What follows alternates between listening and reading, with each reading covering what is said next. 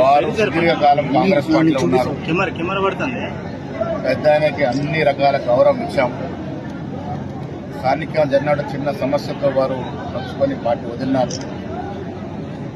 అంత పెద్ద సుదీర్ఘమైన రాజకీయ చరిత్ర నాయకుడు ఏ నాయకుడినైతే అవినీతి ఆరోపణలపై విమర్శించినాడో, ఏ పార్టీనైతే ఇన్నేళ్లుగా కర్పూరపడుతూ వచ్చినాడో, ఏ నాయకుడు కాళేశ్వరం ప్రాజెక్టు కడితే విమర్శించి దాంట్లో విపరీతమైన అవినీతి జరిగిందని చెప్పినాడో ఆ నాయకుడు చెంతన చేరి ఆ నాయకుడు రావాలని ప్రజలు కోరుకుంటున్నారంటే ప్రజలు నవ్వుకుంటా ఉన్నారు. ఇప్పటికీ మాకు జీవన్ రెడ్డి గారి పట్ల గౌరవం ఉంది. పెద్ద ఆయన సుదీర్ఘం కాంగ్రెస్ పార్టీలో ఉన్నారు. కానీ వారు పోయిన పార్టీ ఆయన తప్పు చేశారనే మాట మాత్రం చెప్పక తప్పదు.